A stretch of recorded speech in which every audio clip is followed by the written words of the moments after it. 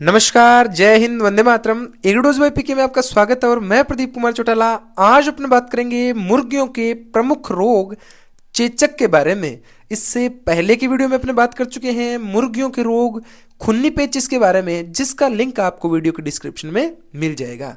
आज अपने बात करेंगे राजा मुर्गियों का प्रमुख रोग चेचक के बारे में, और इसी के साथ मुर्गियों से संबंधित अपने समस्त रोग पूरे हो जाएंगे, जो जेट, आईसीआर, पशु प्रीचर, एग्रीकल्चर सुपरवाइजर के पॉइंट ऑफ व्यू से जितने रोग हैं वो इस वीडियो में आ जाएंगे। तो चलिए शुरू करते हैं मुर्गियों का प्रमुख रोग चेचक रोग।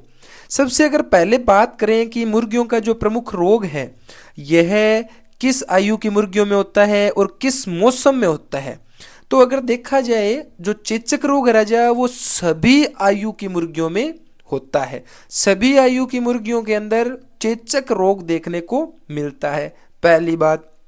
दूसरी बात, यह रोग गर्मियों में होता है, यानी किस सीजन में, अगर सीजन की बात आए किस ऋतु में होता है तो गर्मियों में होता है। और मोस्टली किस उम्र की मुर्गियां प्रभावित होती है, यानी अपने बात कर ली रह जाए सभी उम्र की मुर्गियों में होता है, ये तो बात हो गई। लेकिन मुख्यतः किस उम्र की, अगर ऐसा प्रश्न बने तो 8 से 12 सप्ताह की जो आयु के पक्षी हैं उन पक्षियों में यह रोग होता है ना। तो यानी जो महत्वपूर्ण सामान्य परिचय है इसका, इसमें अपने देखो स्टार्टिंग से ही 3 प्रश्न बन गए, यानी स्टार्ट होते ही वीडियो अपने पास 3 प्रश्न आ गए।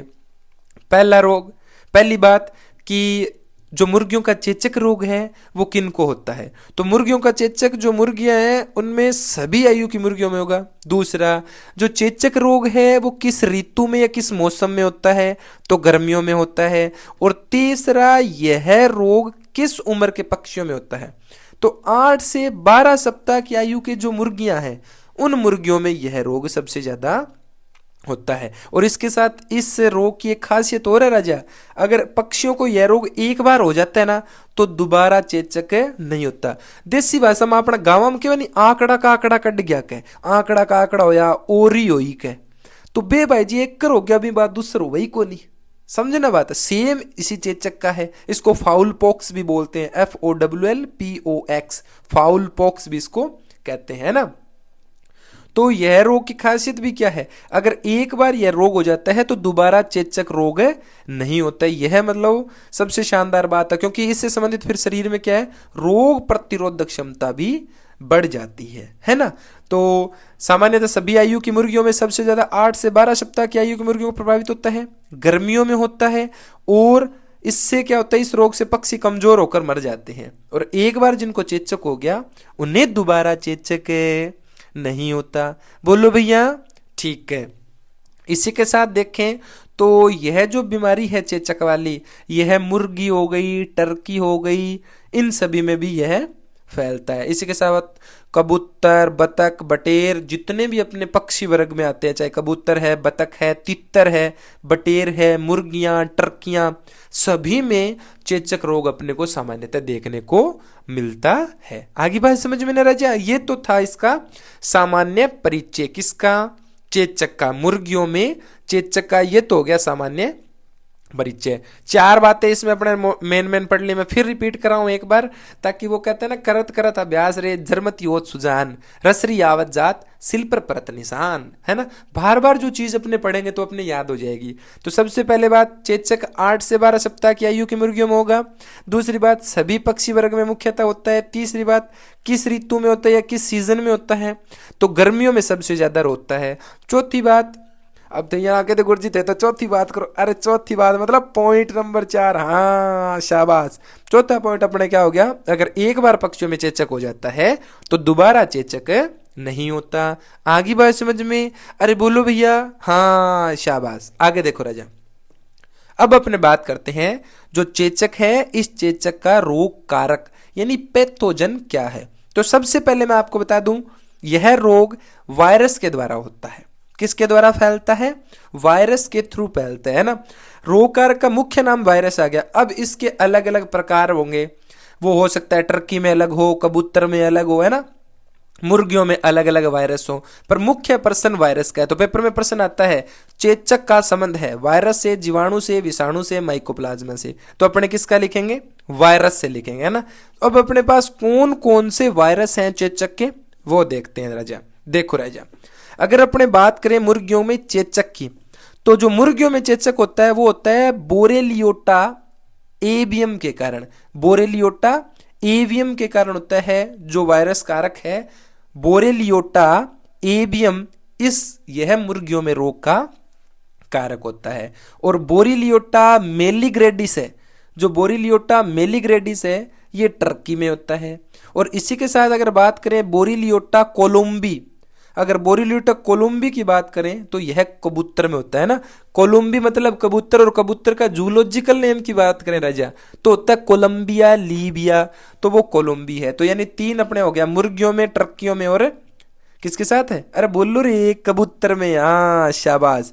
तो यह वायरस जनित रोग है। मुर्गियों में बोरेलियोटा एम्बियम, समझ गए, टर्की में बोरेलियोटा मेलिग्रेडिस और कबूतर में बोरेलियोटा कोलंबी स्ट्रेन से यह रोग फैलता है। आगे बात समझ में। हाँ, तो यह मुर्गियों में, टर्कियों में, कबूतर में, सभी में राजा रोग फैलता है। मुख्य जो पैथोजन है वो है वायरस है। और अपने 3 प्रकार के वायरसों के बारे में बात कर ली है ना, मुर्गी, टर्की और कबूतर। मुख्य अपने पास मुर्गी है तो बोरेलियोटा एवियम के कारण मुर्गियों में यह रोग फैलता है। ये तो हो गए रोजे रोग कारक यानी पैथोजन। सामान्य परिचय पढ़ लिया। 8 से 12 सप्ताह की आयु के अंदर गर्मियों में सभी प्रकार की मुर्गियों में रोग होता है। 3 प्रकार के मुख्य वायरस पढ़ लिए, मुर्गी, कबूतर और टर्की में, और मुख्य वायरस जनित रोग है। अब अपने बात करेंगे राजा इसके सिम्टम्स कि कैसा सिम्टम है। अगर देखा जाए राजा, मुर्गियों में जो चेचक होती है वो 3 प्रकार की होती है। कितनी होती है बोलो, 3 प्रकार की। यानी 3 प्रकार की चेचक में उनके स्टेज है।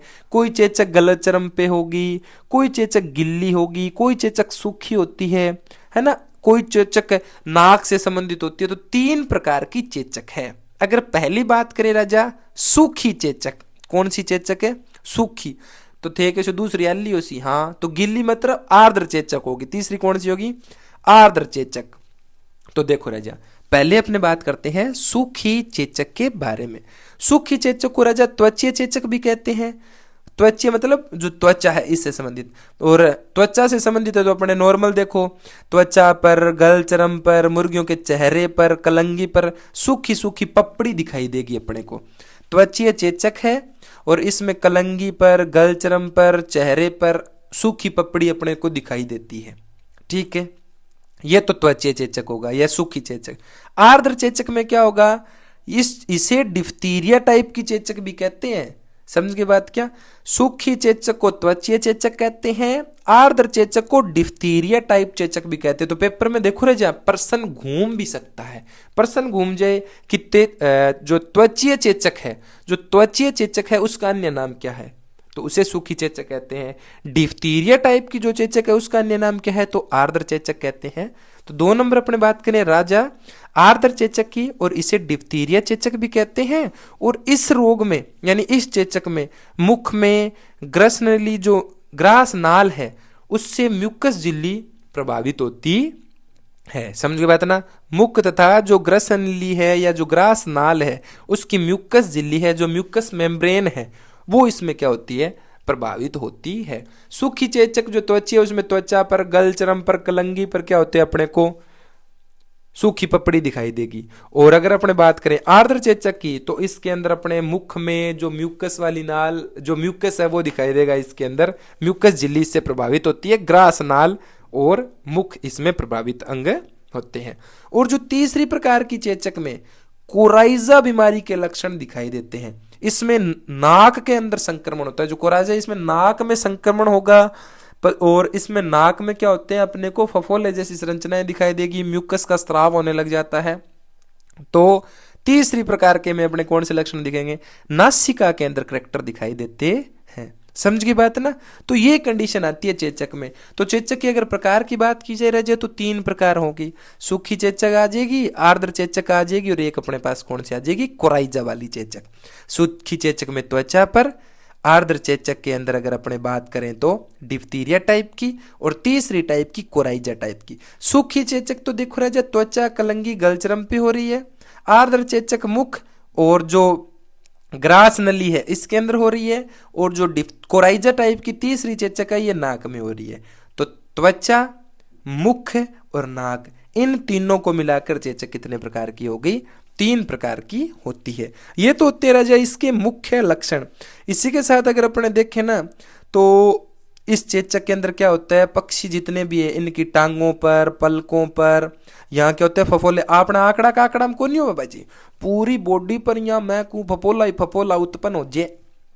तो बस वही चीज इसमें इसमें कलंगी पर, चेहरे पर, चोंच पर, इन सभी जगह क्या होते हैं? फफोले बन जाते हैं। और बाद में जब फफोले सूख जाते हैं राजा, तो त्वचा क्या होती है? खुरच कर अगर देखें तो वो त्वचा गिरने भी लग जाती है। और उस गिरे हुए पदार्थ से कोई, जैसे जो त्वचा गिर गई अपने, उस त्वचा के टच में दूसरी मुर्गी आती है तो उसके भी ये संक्रमण है हो जाता है, समझे। मुर्गियों को तेज बुखार हो जाती है इसमें। इसके साथ जो आंख है, मुंह है, गला है, इनकी जो झिल्लियां हैं, इन झिल्लियों पर आपको दाने जैसी संरचनाएं दिखाई देंगी। अपने होता है ना आंकड़े काकड़े में, सेम वो की वो कंडीशन होती है इसमें। श्वास नाल भी सूख जाएगी, लसदार पदार्थ का स्त्राव होगा, जैसे अपने कहते हैं ना जो लसदार जो मुख है, ग्रास नाली है, इसी से संबंधित आएगा। और यहाँ से म्यूकस प्रभावित होती है तो म्यूकस का स्त्राव होगा वहां से, है ना। तो ये सामान्य सामान्य लक्षण आ जाते हैं चेचक के। अब चेचक तो रोग हो गया, अब अपने को क्या करना है राजा? अब अपने को करना है ट्रीटमेंट, इसका करना है उपचार। हालांकि देखो चेचक एक बार हो गया फिर दोबारा ठीक होगा, पक्षी मर भी जाएंगे, कोई महत्वपूर्ण ट्रीटमेंट है नहीं। लेकिन एग्जाम के पॉइंट ऑफ व्यू अपने क्या करना चाहिए? इसमें क्या करना चाहिए? जहां जहां जो चेचक के फफोले बने और घाव हुआ है वहां पर सिल्वर नाइट्रेट या पिक्रिक एसिड का घोल लगाना चाहिए। जहां जहां फफोले बने हैं सिल्वर नाइट्रेट का लगा दो, या पिक्रिक एसिड है उसका घोल अपने को लगा देना चाहिए। इसी के साथ अपने को क्या करना है? जो शरीर पर कार्बोलेटिक वेसलिन 10% लगानी चाहिए। 10% कार्बोलेटिक वेसलिन का अपने को प्रयोग करना चाहिए। समझ गए बात क्या? ये मुख्य है। और अगर ये बात यानी ये बात आपको ध्यान भी रखनी रह जा, कार्बोलेटिक जो वेसलिन है इसको कहाँ लगाना? केवल शरीर पर, लेकिन मुख और आंख के ऊपर अगर अपने बात करें तो ऐसे स्थानों पर अपने को ग्लिसरीन का प्रयोग करना चाहिए। आंख पर और मुख पर आपको कार्बोलेटिक वेसलिन नहीं लगानी है, वहां पर आपको केवल ग्लिसरीन का प्रयोग करना है। अन्यथा क्या होता है? इन्फेक्शन हो जाता है, जलन होती है पक्षियों को ज्यादा। मतलब तो टिक्को लगा के मार दियो, बात तबाह कहानी होगी। कभी खुआ के मार दियो के सामलन तो दवाई लगा और दवाई लगा के मार दियो। वही बात का डॉक्टर कन जावा कहे के दुख है, कहे सिर दुख है, डॉक्टर गोली दे दी, गोली दे बाद और तेज दुखन लग गयो, फिर तो भाई कहानी होगी, है ना। तो जो कार्बोलेटिक वेसलिन है राजा वो 10% पूरे शरीर पे लगा देंगे, लेकिन मुंह, आंख ऐसे स्थानों पर अपने को ग्लिसरीन का प्रयोग करना चाहिए। ये तो आ जाता है राजा किसमें? ट्रीटमेंट में। इसी के साथ देखो अगर जो खुरचे हुए स्थान है, जो पपड़ियां हैं, इन पपड़ियों को अपने को क्या कर देना चाहिए? बिल्कुल हटा देना चाहिए और दूसरे स्थान पर रख देना चाहिए, है ना। मतलब रखने का मतलब भूमि में कहीं अलग इनको डिस्ट्रॉय कर देना चाहिए। और तीसरा जो रोगी पक्षी हैं, इन पक्षियों को भी अपने स्वस्थ पक्षियों से क्या करना चाहिए? अलग रखना चाहिए, है ना। ये कंडीशन आ जाती है। तो जो पपड़ियां वगैरह है इनको खुरच कर अलग कर देना चाहिए, जो सूख गई है वो। इसके साथ सिल्वर नाइट्रेट और पिक्री कमल का घावों पर घोल लगाना चाहिए। कार्बोलेटिक वेसलिन का 10% पूरे शरीर पर, लेकिन मुख पर और आंख पर अपने को ग्लिसरीन का प्रयोग करना चाहिए। ये तो आ जाता है ट्रीटमेंट। कितनी चीजें पढ़ ली? सामान्य परिचय पढ़ लिया, 8 से 12 सप्ताह की आयु के मुर्गियों में होता है। इसके साथ इसका पैथोजन पढ़ लिया, वायरस, बेरिलियोटा एम्बियम, बेरिलियोटा मेलिग्रेंडिस, बेरिलियोटा कोलम्बी। 3 प्रकार के चेचक पढ़ ली, सूखी चेचक, आर्द्र चेचक और कोराइजा टाइप की चेचक। इसके साथ अपने पढ़ लिया ट्रीटमेंट। अब अपने बात करते हैं प्रिवेंशन एंड कंट्रोल, यानी जो रानीखेत नहीं, मुर्गियों में जो चेचक है, इस चेचक की रोकथाम कैसे करनी है। देखो इसके लिए अपने पास राजा 2 प्रकार के अपने को टिक्के लगाने हैं। एक तो पीजियन पॉक्स वैक्सीन और एक फाउल पॉक्स वैक्सीन, ये 2 टिक्के लगाने हैं। अगर अपने बात करें राजा पीजियन पॉक्स वैक्सीन का, तो इस वैक्सीन से जो चूजे होते हैं ना, उनको रक्षा होती है या सुरक्षा मिलती है इससे। लेकिन जो पीजियन पॉक्स है ना, इसे 3 महीने तक ही असर रहता है। यानी जो पीजियन पॉक्स वैक्सीन है, इसकी जो क्षमता है या प्रतिरोधक क्षमता एनिमल में रहेगी, वो कितने महीने रहेगी? केवल 3 महीने रहती है। पीजियन पॉक्स वैक्सीन चूजों में लगेगा, चूजों को सुरक्षा मिलेगी, लेकिन कितने महीने तक? 3 महीने की। दो बात ध्यान रखनी रह जा, पहले तो टिक्कों के नाम ध्यान रखो, pigeon pox vaccine, fowl pox vaccine, दोनों के दोनों नाम आपको स्क्रीन पे दिखाई दे रहे हैं। पीजियन पॉक्स वैक्सीन केवल चूजों की सुरक्षा के लिए 3 महीने तक सुरक्षा मिलती है। फाउल पॉक्स जो वैक्सीन है, एक कर टिक्को टेक्यो आजीवन सुरक्षा है भाई जी, एक कर लगाना है। तो फाउल पॉक्स वैक्सीन अगर अपने को लगाना है तो उससे आजीवन रक्षा मिलती है। तो आजीवन रक्षा मिलती है तो लगाना कब चाहिए? गर्मियों में लगाना चाहिए। क्यों लगाना चाहिए? क्योंकि रोग फैलता कब है? गर्मियों में ही फैलता है। तो फाउल पॉक्स जो वैक्सीन है वो गर्मियों में लगाना चाहिए, गर्मियों में ये टिक्के प्रारंभ कर देना चाहिए। और इससे सुरक्षा कैसे मिलती है? आजीवन सुरक्षा मिलती है। समझ गए बात ना? और एक चीज और, अब जैसे चेचक का खतरा बढ़ जाता है, चेचक का खतरा फैल रहा है, ज्यादा हो रहा है, तो 1 माह से कम उम्र के चूजे हैं या अंडा देने वाली जो मुर्गियां हैं उनको पीजियन पॉक्स वैक्सीन का टीका लगाना चाहिए। यानी चेचक का खतरा हो तो, जैसे अपने पास वाले दबड़े में फैल गया, पास वाले में फैल गया, तो अब अपने को लगे खतरा ज्यादा है, तो 1 माह से कम उम्र के चूजे हैं उनको, अंडे देने वाली जो मुर्गियां उनको, सबको टिक्के ठोक देने चाहिए। कौन से टिक्के? पीजियन पॉक्स वैक्सीन का। और बाकी जो बच्चे की बने फाउल पॉक्स वैक्सीन, जो स्वस्थ है उनको क्या कर दो? फाउल पॉक्स वैक्सीन का टिक्का लगा देना चाहिए। समझ गए क्या? अरे बोलो रे। हाँ, तो पहले अपने पीजियन पॉक्स वैक्सीन का टिक्का लगाना और बाद में किसका लगाना चाहिए? फाउल पॉक्स वैक्सीन का टिक्का लगाना चाहिए। पेपर में प्रश्न पूछ ले, जब मुर्गियों में चेचक रोग होता है तो टीकाकरण में सबसे पहले टीका कौन लगाना? तो पैप और पीजियन, पैप और पहले, तो पीजियन लगेगा पहले, फाउल लगेगा बाद में। खेले बाद में ही फाउल आउन तो लो, तो पहला खेलांगा, खेलांगा मतलब पहला पैप और पहला पैप और पीजियन, तो पीजियन पॉक्स वैक्सीन लगाएंगे पहले और फाउल पॉक्सिन वैक्सीन लगाएंगे बाद में। समझ गए? और यह जो टीकाकरण राजा 6 से 8 सप्ताह की आयु के चूजों में करने से सबसे ज्यादा फायदा मिलता है। कौन सा टीकाकरण है? पीजियन और फाउल पॉक्स। 6 से 8 सप्ताह की आयु के चूजों में यह टीकाकरण करना चाहिए। क्यों? 8 से 12 सप्ताह की आयु में तो भयंकर होता ही है, तो अपने 6 से 8 सप्ताह तक के सभी चूजों में अपने ठोक देंगे टिक्के। चूजा फिरागा मस्ती मारता का, मर की कोने या पांख लाता का, बाजी में यहाँ जमायन तगड़ा कति गच मर की कोनी मैं के। समझ गए ना? तो टीकाकरण में अपने पीजियन पॉक्स वैक्सीन और फाउल पॉक्स।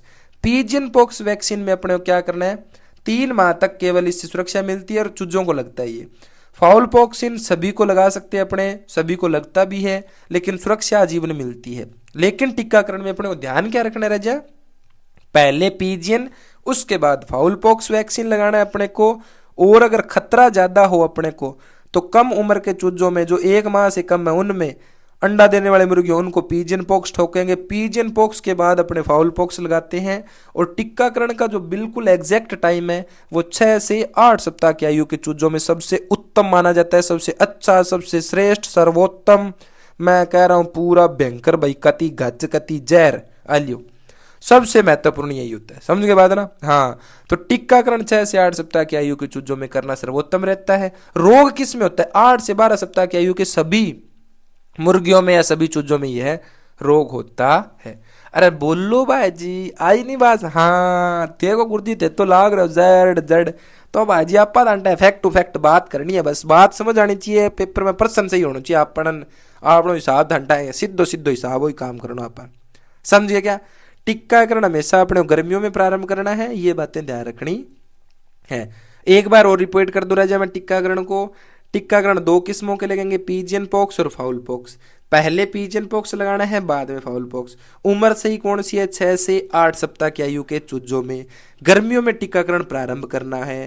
रोग का खतरा बढ़ता हुआ दिखाई दे, रोग ऐसे लगे कि भी खतरा ज्यादा है, ऐसी स्थिति में 1 माह से कम उम्र के चूजों को या अंडा देने वाली मुर्गियों को टीकाकरण कर देना चाहिए। समझ गए ना?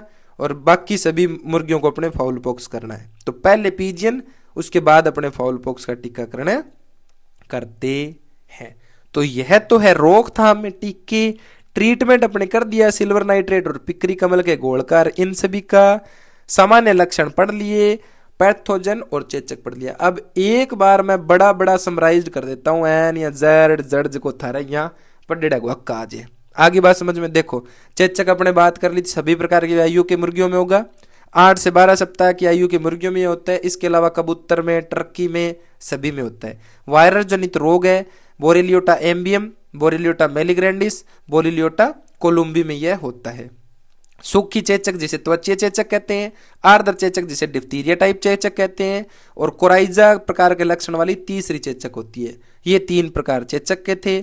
उपचार में सिल्वर नाइट्रेट पिक्री कमल के साथ साथ अपने कार्बोलेटिक वेसलिन 10% का अपने यूज किया। रोकथाम में पीजियन पॉक्स और फाउल पॉक्स के अपने टीकों का प्रयोग किया। टीकाकरण गर्मियों में मुख्य आयु 6 से 8 सप्ताह में टीकाकरण अपने को करना चाहिए। तो यह था राजा मुर्गियों में चेचक, और बड़ा ही अपनों ने वो कहते ना रैपिडली बड़ो तावड़ो तावड़ो खैन दियो। मोटी मोटी कहानी बाजी मुर्गियों को चेचक से संबंधित इतनी की है। स्क्रीन पे आपको सारा मैटर विधिवत लिखा हुआ दिखाई दे रहा है, तो इन दिनों नोट्स बनाने में भी आपको दिक्कत नहीं आ रही होगी। इतने में से प्रश्न आ जाएगा आल्यो भाई साहब, जितना आपको स्क्रीन पे आपने देखा है यूं ही प्रश्न आओ 12 जावई कोनी बाजी की हाल में प्रश्न 12 कौन जा आल्यो, इतनी अपनी गारंटी है। और इसका प्रमाण आप देख लो, एग्रीकल्चर सुपरवाइजर 2024 का पेपर आया हुआ है, उसको उठा लो। अपनी जितनी भी चैनल पे वीडियो उनको उठा लो, सीधा fact to fact line to line book से उठाया हुआ प्रश्न आपको मिलेगा। एज इट इज अपनों ने वैसे करवाया है। तो आप विश्वास बनाए रखें, और आप सभी के विश्वास से ही अपना चैनल अच्छा ग्रोथ कर रहा है। आप सभी स्टूडेंट्स का यही प्रेम, और जो मेरे सीनियर्स हैं उनका आशीर्वाद, गुरु श्रेष्ठों का आशीर्वाद, और आप सभी का प्रेम, आपने इतना विश्वास दिखाया एग्रीडोज बाय पीके की टीम पर। तो यह टीम आपके लिए निरंतर और लगातार, और वह कहते हैं ना अनवरत कंटिन्यूस लगी हुई है ना।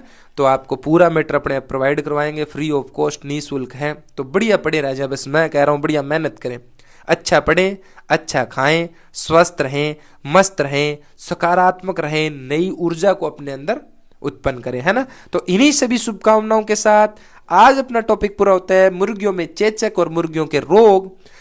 मिलते हैं नेक्स्ट वीडियो में कुछ नेक्स्ट टॉपिक्स या इंपॉर्टेंट टॉपिक्स के साथ। आज के लिए इतना बहुत है। जय हिंद, वंदे मातरम।